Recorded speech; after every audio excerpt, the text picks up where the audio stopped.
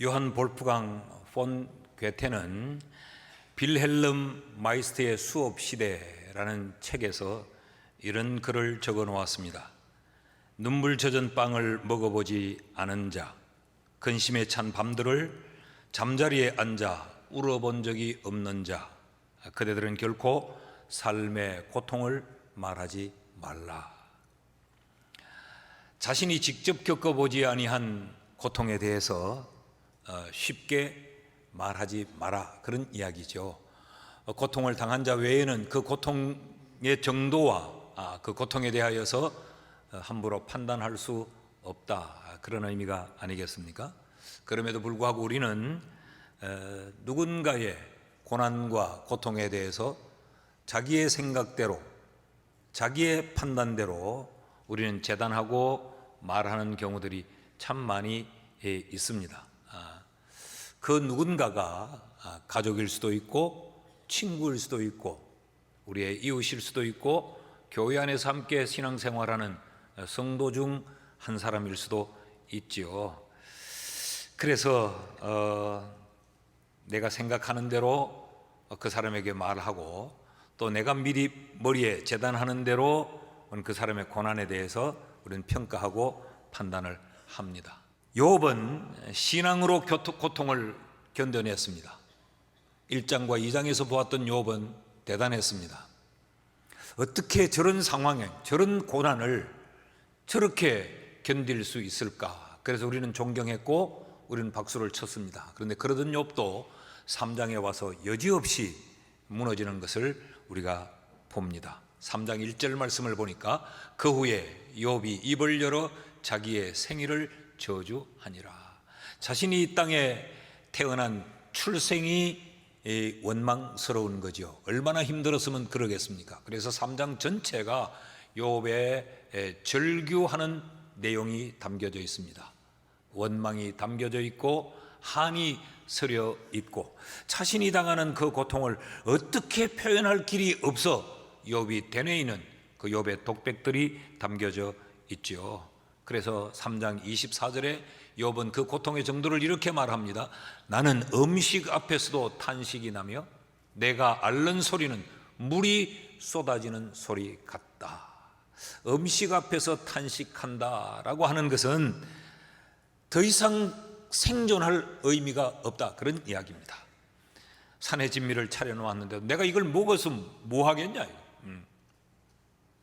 그러니까 생존할 이유, 그것조차 없다라고 하는 것이 욥의 고백입니다. 내가 앓는 소리는 물이 쏟아지는 소리 같다. 그러니까 삶의 그 영역 속에 온통 욥이 고난으로 인하여서 신음하는 신음의 소리들로 가득 찼다, 그런 이야기죠.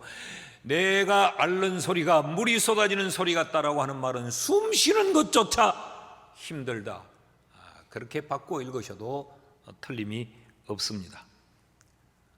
그러면서 욥은 3장 25절에서 이렇게 말합니다. 내가 두려워하는 그것이 내게 임하고.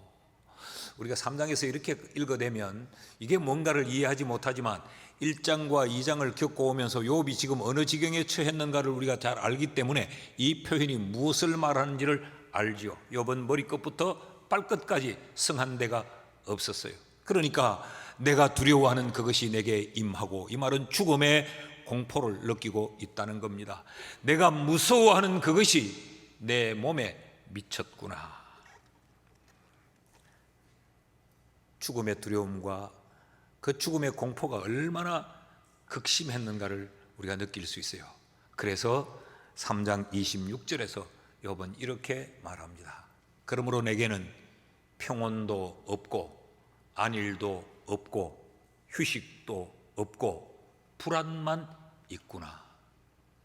이게 욥이 당한 그 고난이 만들어 놓은 욥의 삶의 상황, 삶의 풍경입니다.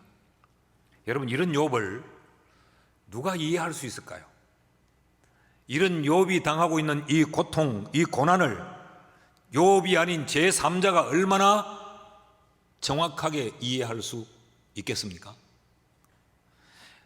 그와 함께 살던 그의 아내마저도 욥의 이 고통을 공감해 줄 수 없었어요. 2장 9절 말씀에 보니까 그의 아내가 욥에게 이르되 당신이 그래도 자기의 온전함을 굳게 지키겠느냐 하나 하나님을 욕하고 죽어라. 비웃음이고 조롱입니다. 그러니까 욥의 아내도 지금 욥의 이 고난을 충분히 공감해 주지 못하는 거죠. 심지어 욥을 위로하러 왔던, 위문하러 찾아왔던 욥의 친구들도 이해하지 못했습니다. 욥기 4장에서부터 37장까지, 욥기는 전체 42장이에요. 그런데 4장에서 37장까지 욥기서의 대부분이 욥의 친구들이 욥의 고난 앞에서 욥의 고난을 위로하고 욥의 고난에 대하여서 해석하고 욥의 고난에 대하여서 판단하는 내용들이 쫙 담겨져 있습니다. 이런 친구들의 자신의 고난에 대하여서 말하는 이 말을 듣던 욥이 견디지 못해 19장에서, 그러니까 그 중간점에서 욥이 이렇게 말합니다. 19장 1절과 2절에서 욥이 대답하여 이르되 너희가 내 마음을 괴롭히며. 친구들은 욥의 고난을 위로하고 욥의 고난에 대하여서 그들의 경험과 그들의 지식을 동원하여서 욥의 고난을 지금 해석해 준다고 말을 늘어놓는데, 너희들은 내 마음을 괴롭힌다. 너희들이 하는 그 말로 나를 짓부수기를 어느 때까지 하겠느냐.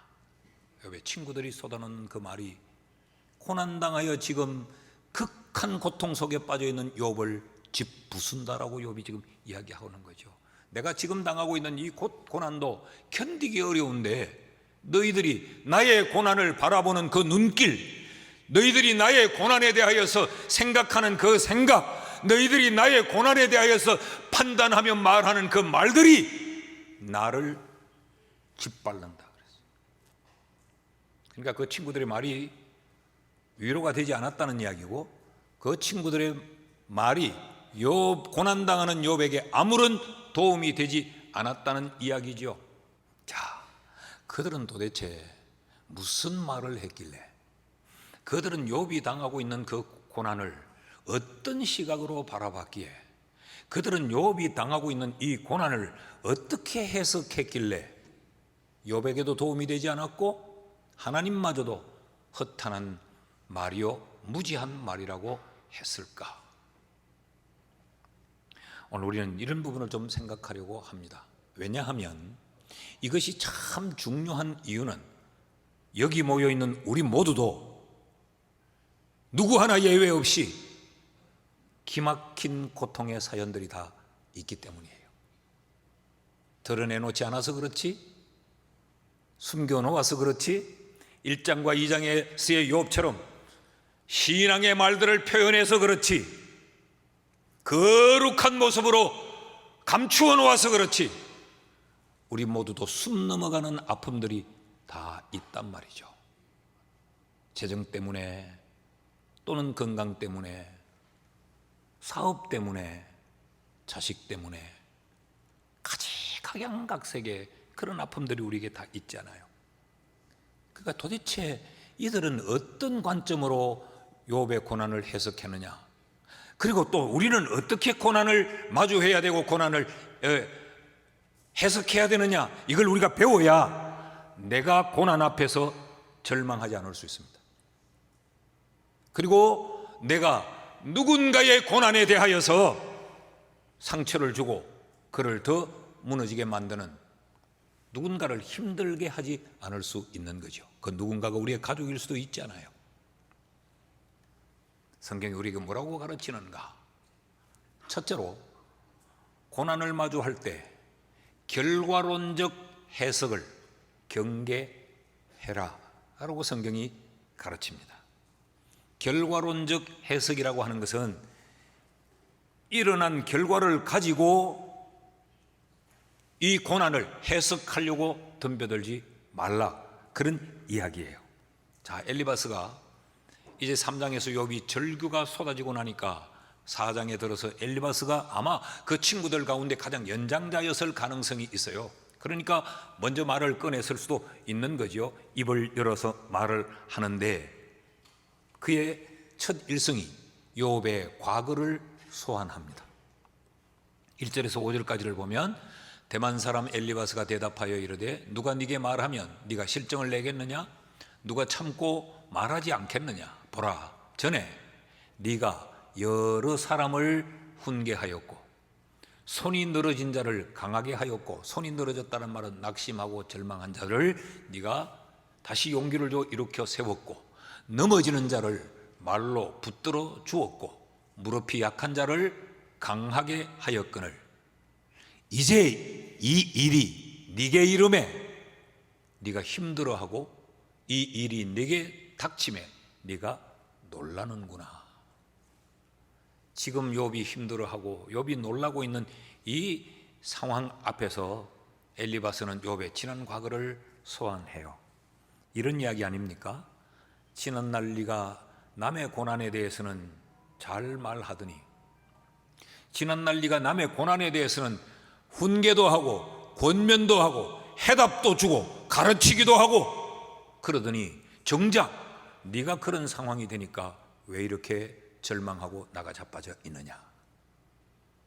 여러분, 우리도 이런 경우가 참 우리도 많지요. 누군가가 막 힘들어하면 네 옛날에 안 그랬잖아, 너 그때 대단했잖아, 근데 뭐 지금 이러고 있냐. 우린 이걸 위로라고 합니다. 이걸 그를 일으켜 세우려고 합니다. 자, 그러더니 6절 말씀에서 여기까지 나아갑니다. 네 경외함이, 네가 그렇게 1장과 2장에서 붙들고 있었던 그 신앙이 네 자랑이 아니냐, 네 소망이 네 온전한 길이 아니냐. 넌 늘 신앙, 늘 거룩, 늘 경건, 늘 인내, 늘 믿음, 그러면서 살아오지 않았느냐. 그게 네 전부지 않느냐. 그게 네 자랑이지 않느냐. 여러분, 이게 위로입니까? 조롱입니까?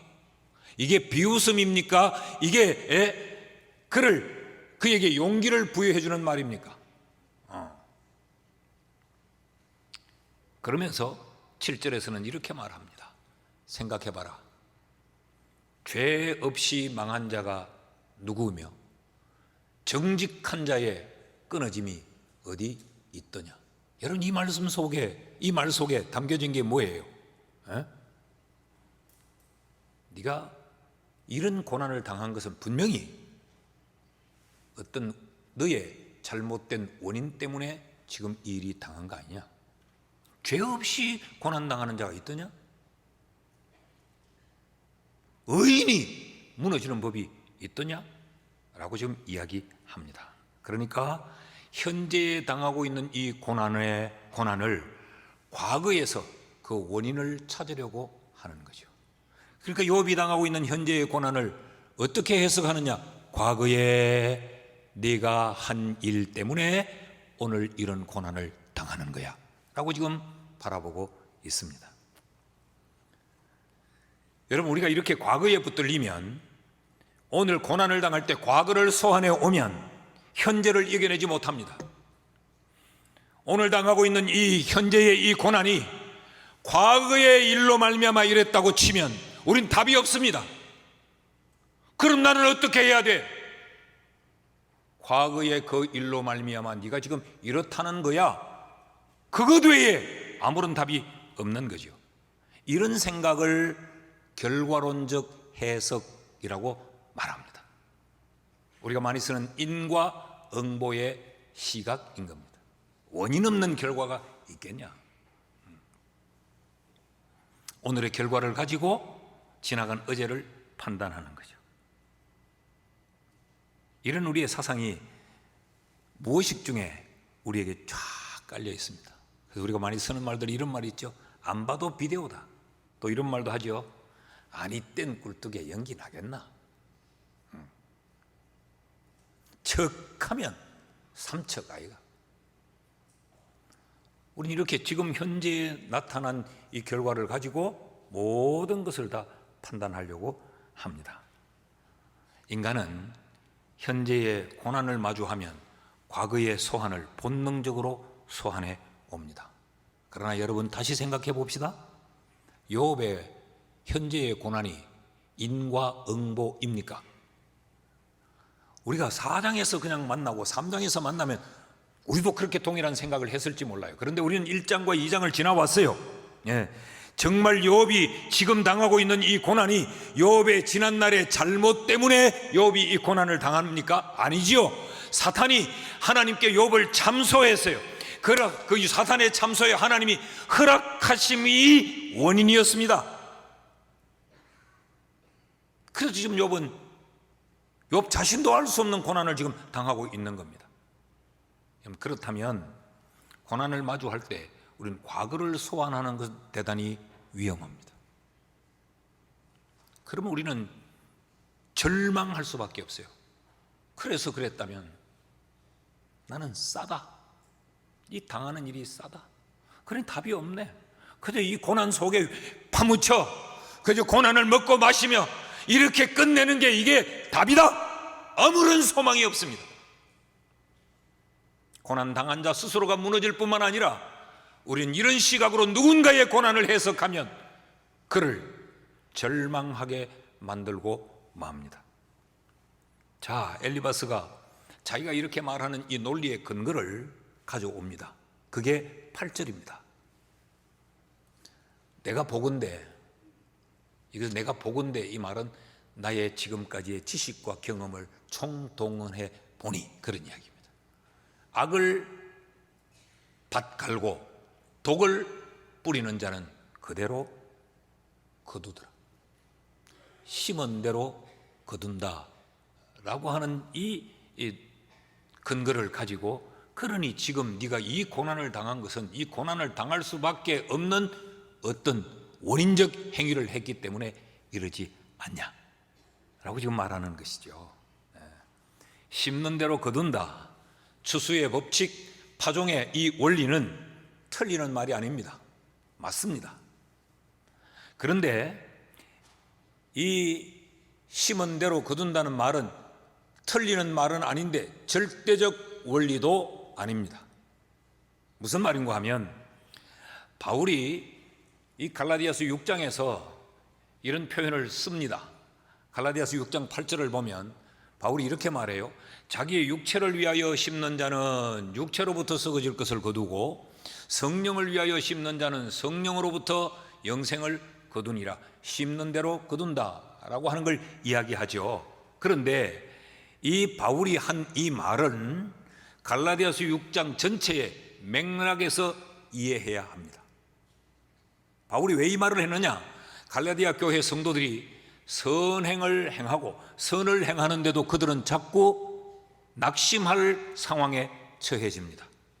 그러니까 선을 행하던 것을 포기하고 멈출 지경이 되어집니다. 여러분, 우리도 살면서 그렇지 않은가요?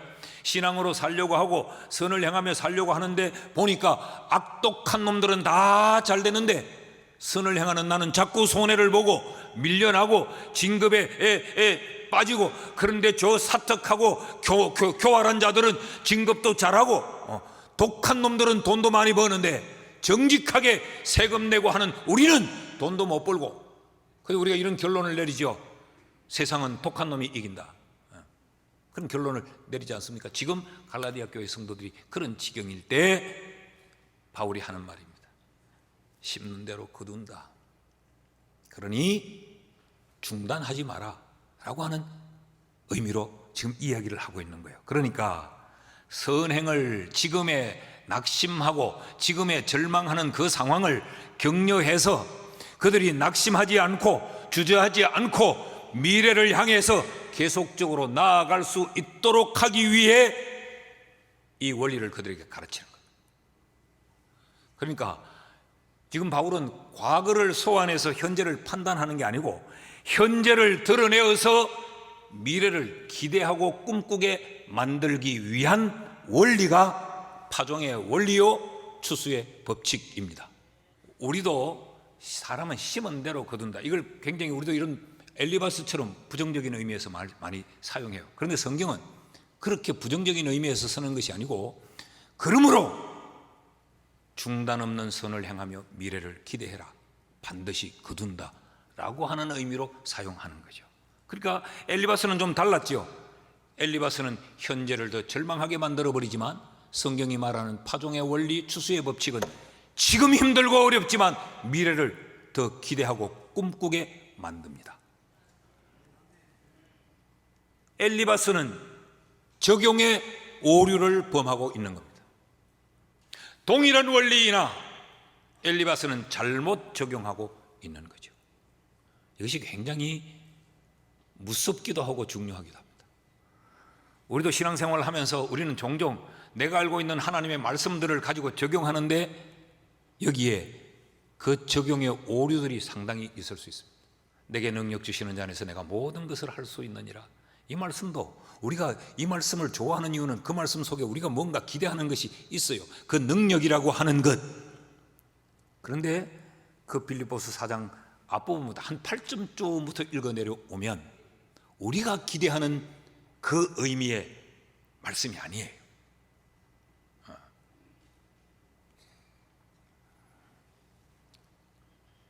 지금 엘리바스는 과거를 가지고 현재를 판단하고 있는 거죠. 그런데 이것이 엘리바스의 생각만이면 괜찮은데 우리도 이렇게 다 생각하고 있잖아요.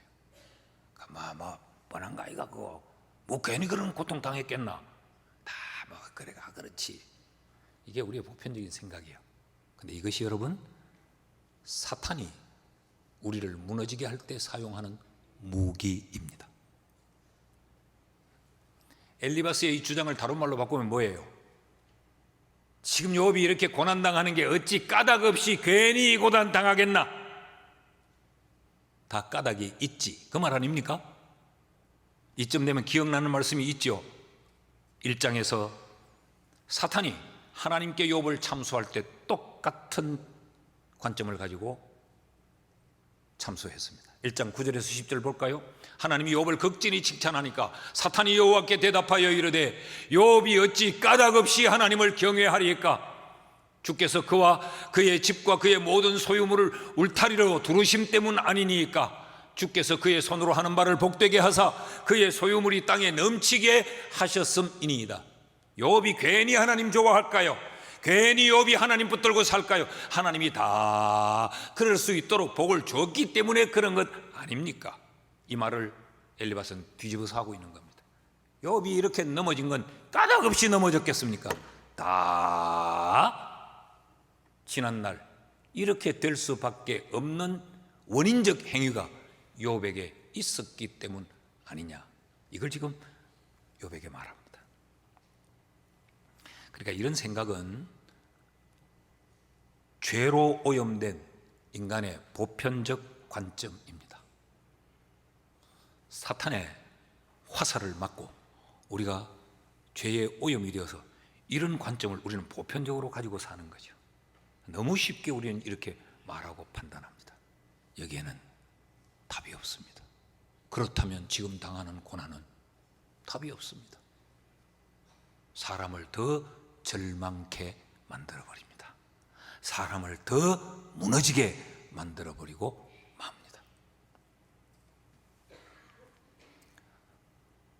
두 번째 가르치는 것은 엘리바스가 욥의 고난을 어떤 관점으로 바라보고 해석했는가, 도덕론적 해석을 한 거예요. 그래서 이 도덕적 해석을 경계해야 된다고 우리에게 지금 가르치고 있습니다. 엘리바스가 욥의 고난에 대하여서 말했던 바를 다시 한번 봅시다. 7절 말씀을 다시 보면 생각해봐. 죄 없이 망한 자가 누구인가? 죄 없이 망한 자가 있겠니? 다 죄로 망했지. 정직한 자의 끊어짐이 어디 있는가? 악한 자는 끊어지고 정직한 자는 살아남는 거야. 다시 말하면 악은 망하고 선은 보호된다 라고 하는 이 도덕적 기준, 도덕적 질서를 지금 엘리바스가 언급하고 있습니다. 8절 말씀도 보시죠. 내가 봐도 그렇더라.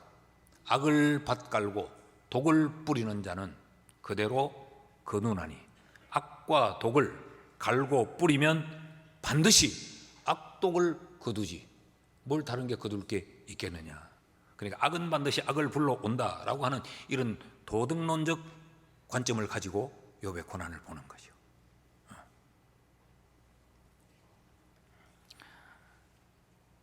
근데 우리가 이미 알듯이 욥이 도덕적으로 부도덕했습니까? 1장과 2장을 우리 다시 한번 돌아가 살펴볼까요? 1장 1절을 보십시오. 욥에 대한 객관적 평가입니다.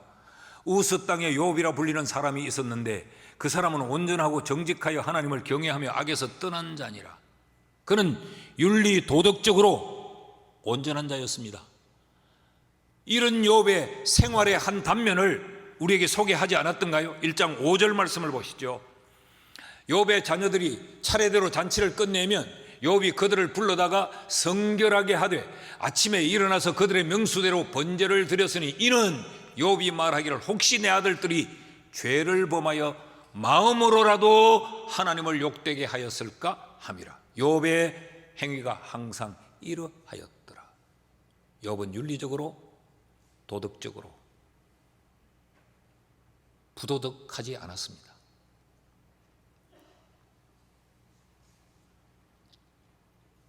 악에서 떠난 자라고 성경이 말하고 경건한 자라고 말하고 정직한 자라고 말합니다. 그렇다면 여러분, 우리가 당하는 고난이 반드시 도덕적 결함으로 도덕적 질서에 못 미침으로 우리가 고난을 당하는 것은 아니다는 것입니다. 이런 시각으로 고난을 해석하면 고난당하는 자는 다 죽일 놈, 나쁜 놈, 천벌 받은 놈, 다 죄인으로 낙인을 찍어버리고 맙니다. 죄인 외에는 답이 없습니다. 우리가 이 점을 참 유의해야 됩니다. 신앙생활을 하면서 우리도 무의식적으로 우리는 신앙과 도덕을 동일하게 엮어버리는 경우가 많습니다. 무슨 이야기인가 하면 신앙이 도덕이고 도덕이 신앙인 것처럼 무의식적으로 생각하며 살아요. 그래서 우리는 신앙생활의 기준을 자신도 모르는 사이에 도덕적 기준을 신앙의 기준으로 삼고 있는 경우가 참 많습니다. 머리로 이해할 때는 하나님의 말씀이 기준이요, 하나님이 우리의 절대적인 중심이요 라고 하지만 우리가 살면서 우리도 모르게 우리는 신앙의 기준을, 도덕적 기준을 삼고 있는 경우가 참 많습니다. 착해야 돼 라고 하는 거예요. 거짓말하지 말아야 돼 라고 하는, 이런 것들이 마치 신앙을 평가하는 척도가 되어 있는 경우를 참 많이 보죠. 여러분, 신앙은 도덕으로 도달할 수 없습니다. 우리의 구원이 우리의 흠없는 도덕적 가치를 근거로 해서 얻어진 것이 아니에요. 우리는 부도덕했어요. 우린 잡범이었습니다. 도덕적 흠결이 가득한 우리가 구원받은 것은 그 기준이 뭐였느냐? 도덕적 기준이 아니었어요. 예수의 십자가의 은혜로 구원을 얻은 것입니다. 그러니까 예수님은 우리를 이렇게 다루었어요. 죄에 허덕거리며 그 죄로 말미암아 사망의 덫에 갇혀서 죽음의 몸부림을 치고 죽음의 공포에 시달리고 있던 우리를 주님이 어떤 관점으로 바라보셨느냐? 나쁜 놈들이네, 도둑놈들이네, 허물 많은 놈들이네, 용서할 수 없는 놈들이네, 그렇게 보지 않았다는 말이죠. 긍휼의 눈으로 보아준 거예요. 우리는 오늘 맥주감사절을 지나고 있는데 여러분, 지난 2025년 1월에서 6월 지난 6개월 동안 하나님이 우리를 도덕적 잣대로 우리를 다루었다면 우린 1월 달에 죽어야 했습니다. 도덕적 관점으로 고난을 판단하는 것은 답이 없는 겁니다. 바울의 고백을 들어보십시오. 바울은 디모데전서 1장 13절에서 이렇게 이야기합니다. 내가 전에는 비방자요, 박해자요, 폭행자였으나 도리어 긍휼을 입은 것은 내가 믿지 아니할 때에 알지 못하고 행하였음이니라. 무슨 이야기를 하고 있습니까? 내가 전에는 도덕적 흠결이 많은 자였다. 나는 핍박자요, 박해자요, 나는 깡패였다. 그런 이야기입니다. 허물진 자였다. 도덕적인 잣대로는 나는 죽어마땅한 자였다. 그런데 내가 오늘 바울이 될 수 있었던 것, 하나님 나라의 일꾼이 될 수 있었던 것, 그것은 도덕적 기준을 충족했기 때문이 아니고 하나님으로부터 내가 긍휼을 입었기 때문이다. 이해가 되시죠? 지난 6개월을 우리는 하나님의 긍휼을 입어 살아왔습니다. 나는 긍휼의 은혜를 입어 살아오면서 왜 우리는 또 누군가에 대해 긍휼의 눈으로 바라보지 못합니까? 왜 우리는 누군가를 불쌍의 한 눈으로 그렇게 바라보고 그의 고통을 공감하지 못합니까? 그러므로 여러분, 우리가 고난을 바라볼 때 도덕적 시각으로 보면 안 돼요. 그것으로 해석하려고 하면 엄청난 실수를 하게 됩니다. 자, 셋째로 우리가 고난에 대하여서 우리가 경계해야 될 또 하나의 관점은 율법적 해석을 경계해야 합니다. 율법, 법이죠. 법. 율법이 뭡니까? 율법의 목적이 뭐냐? 로마서 3장 20절에 이렇게 말합니다. 그러므로 율법의 행위로 그의 앞에 의롭다 하심을 얻을 육체가 없나니 율법으로는 죄를 깨달음이니라. 법은 죄를 드러나게 하는 겁니다. 그래서 법의 잣대를 딱 갖다 대놓고 네 죄인이다 그러잖아요. 그러니까 로마서 3장 20절 말씀을 보니까 다시 한번 띄워주시면 지금 이렇게 이야기합니다. 율법으로는 죄를 깨달을 뿐이다. 그 율법으로는 그러니 네가 죄인이다. 그러니 이 행위도 옳지 못하다. 이걸 드러내는 게 율법이에요. 자, 엘리바스가 왜 욥에게 왔습니까? 위로하려고, 위문하려고 왔습니다. 그 마음이 아름답습니다. 그리고 시간을 내서 왔습니다. 선한 동기를 가지고 왔어요. 귀한 친구입니다. 그런데 그 친구가 위로를 하는데 왜 욥은 더 괴로워집니까?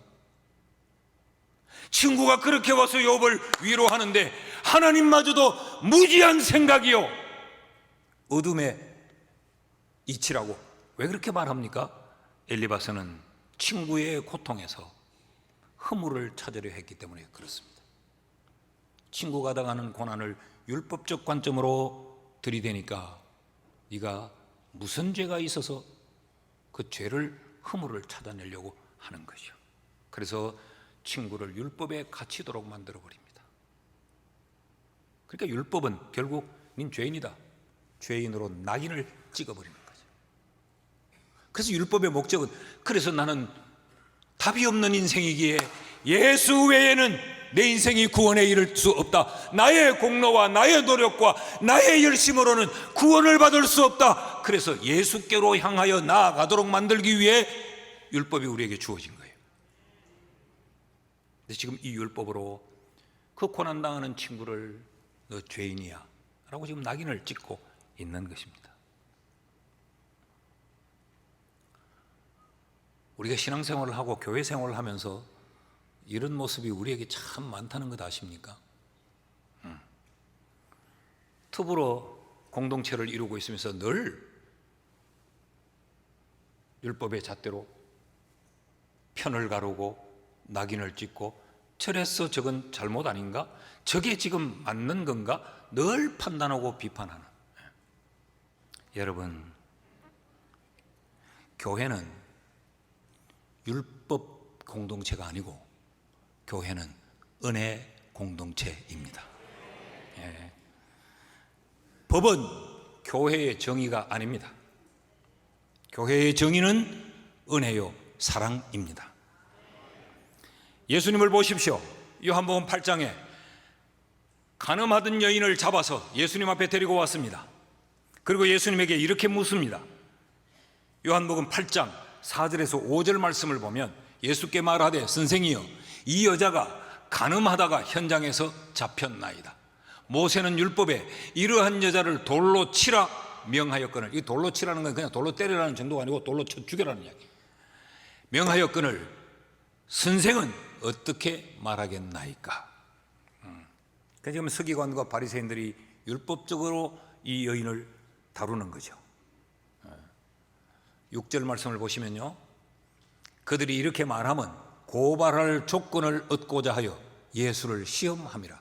그러니까 이 율법의 잣대로 간음하다가 붙잡힌 이 여자를 쳐 죽이고, 예수가 뭐라고 말하느냐를 이 율법의 잣대를 딱 대놓고 보고 있다가 예수도 잘못 말하면 예수도 죽이고, 율법을 범한 자로.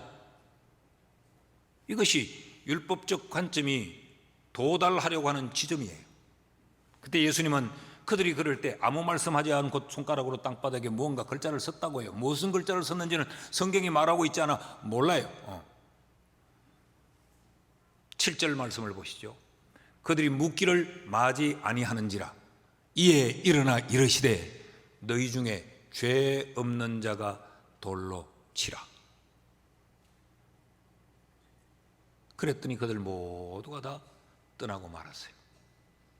어른으로부터 시작해서 아이까지 다 떠났다고 성경이 그렇게 구체적으로 말해요. 그러니까 뭐예요? 어른도 죄인이고 애도 죄인이었다는 거죠. 자기들도 죄인인데 자기들은 율법적 잣대를 들이대지 않고 다른 사람에게만 들이대고 있는 그들의 삶의 실상을 드러내는 거죠. 그리고 주님은 11절 말씀을 보면 현장에서 간음하다 잡힌 그 여인에게 나도 너를 정죄하지 아니하노니 가서 다시는 죄를 범하지 말라. 주님은 그 여인을 법으로 다스리지 않고 은혜로 대합니다.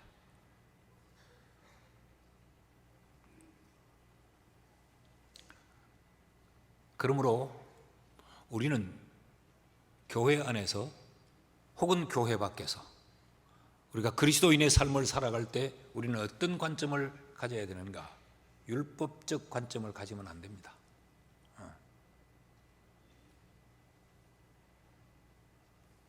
예수 그리스도의 십자가의 은혜가 우리에게 부어졌음을 기억하고 우리도 은혜의 관점을 가져야 돼요. 히브리서 4장 14절에서 16절 말씀을 보시면요, 그러므로 우리에게 큰 대제사장이 계시니 성천하신 이 곧 하나님의 아들 예수시라. 우리가 믿는 도리를 굳게 잡을지어다. 우리에게 있는 대제사장은 우리의 연약함을 동정하지 못하실 리가 아니요. 우리의 연약함을 동정하는 분이란 말이에요. 여기 동정한다라고 하는 말은 공감하고 이해하고 받아들여주고 수용하고 그것을 덮어줄 수 있는 분이라, 그런 이야기죠. 우리와 똑같이 시험을 받으시니로되 죄는 없으시니라. 그러므로 우리는 긍휼하심을 받고 때를 따라 돕는 은혜를 얻기 위하여 은혜의 보좌 앞에 담대히 나아갈 것입니다. 그럼 우리는 어떻게 해야 되느냐? 우리는 늘 은혜를 구해야 돼요. 늘 하나님의 긍휼의 은총을 입어야 돼요. 나와 나 아닌 타인을 향하여서 우리는 늘 이 관점을 가져야 되는 거예요. 누군가가 고난에 몸부림치면 긍휼의 눈으로 바라봐야 돼요.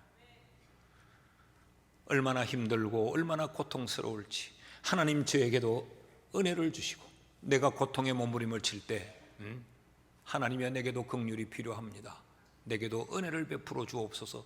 그래서 우리가 판단하고 우리가 재단하는 것이 아니라 예수 그리스도 앞으로 나아가 그분의 은혜와 긍휼을 덧입어야 합니다. 나는 오늘 산부 예배를 드리는 우리 모두가 이런 그리스도인 될 수 있기를 축복합니다. 말씀을 맺습니다. 여러분, 우리는 늘 하나님의 은혜를 구하며 긍휼을 입기 위해 하나님의 보좌 앞으로 나아가 엎드리는 우리의 판단보다 먼저 이런 지혜 있는 성도, 성숙한 성도가 다 될 수 있기를 주의 이름으로 축원합니다.